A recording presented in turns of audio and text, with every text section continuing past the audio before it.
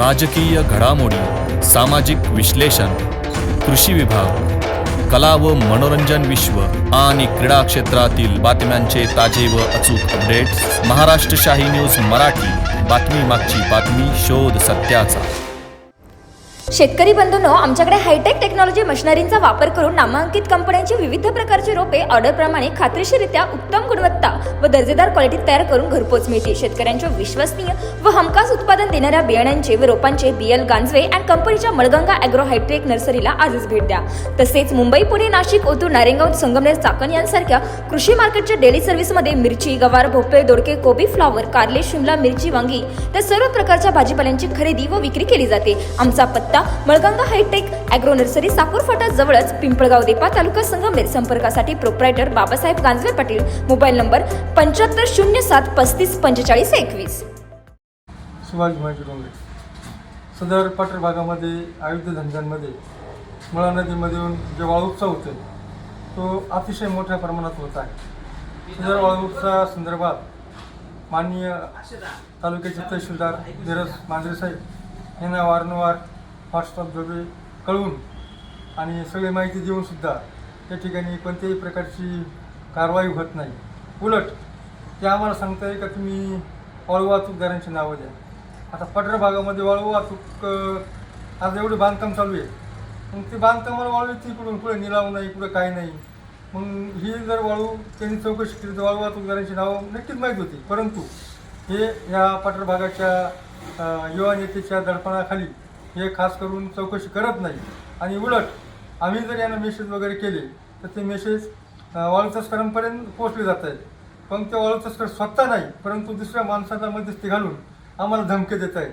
आणि ह्या वाळू तस्करांच्या काही ज्या गुप्त घडामोडी असतात, बैठक असतात, त्यामध्ये आमची काही लोक असतात.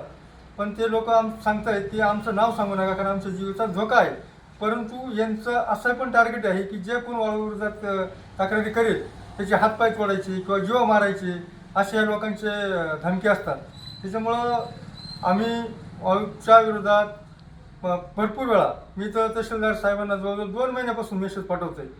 उलट ते मला म्हणतात तुम्ही नाव सांगा. अहो, आम्ही नाव सांगण्यापेक्षा गावात पोलीस पाटील आहे आणि एवढंच नाही तर वाळू तस्करांबरोबर यांचे तलाठी फिरत आहेत, त्यांना माहीत आहेत. आणि मग आम्हाला नाव विचारण्यापेक्षा किंवा रस्त्याच्या कडेला बांधकामं चालू आहेत त्या बांधकामाला वाळूचे मोठमोठे ढीग पडलेले आहेत, मग हे ढीग कुठून आले ती चौकशी केली त्यांना माहीत पडणार नाही का. परंतु नाही, त्यांनी जाणून बुजून आमच्यावर वाळू तस्कर कसे हल्ला करतील असा हा प्रयत्न हे लोक करीत आहेत. म्हणून मी कालच तहसीलदार मांजरे साहेबांना व्हॉट्सअपद्वारे निवेदन पाठवलेलं आहे की साहेब तुम्ही कोणतीच कारवाई करत नाही.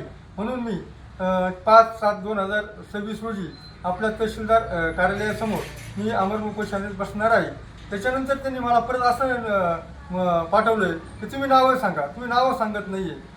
मग मी तुम्हाला त्यांना सांगितलं की साहेब नावं सांगण्यापेक्षा ज्या शेतातून जात आहे ते शेतकऱ्यांना विचारा ना, त्यांच्या शेतातून जात आहे ते तुम्हाला नाव सांगतील तर पोलीस पाटलांना सांगतील. त्याच्यावर कोणावर काही करायचे नाही.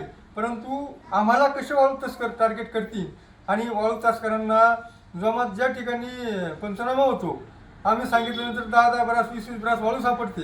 1 वर्षापूर्वी घरकुलासाठी काढलेला 100 बरासचा साठा पोलीस पाटलाच्या ताब्यात दिलेला साठा चोरी गेला, त्याच्यावरही काही कारवाई नाही. उलट पोलीस पाटलांनी तलाठी केलेली जप्त केलेला साठा पोलीस पाटलाच्या ताब्यात देऊन तो घरकुलासाठी दिला गेला आहे. परंतु जर साठा सापडतोय मग तसं का सापडत नाही याच्या पाठीमागे महसूलचा मोठा काहीतरी काळाबाजार असलेला दिसत आहे. तरी मी निश्चय केला आहे की दिनांक 5/7/2026 रोजी तहसीलदार कार्यालय संगमनेर ठिकाणी आमरण उपोषणाने बसणार आहे. महाराष्ट्र शाही न्यूज मराठी. बातमी मागची बातमी, शोध सत्याचा.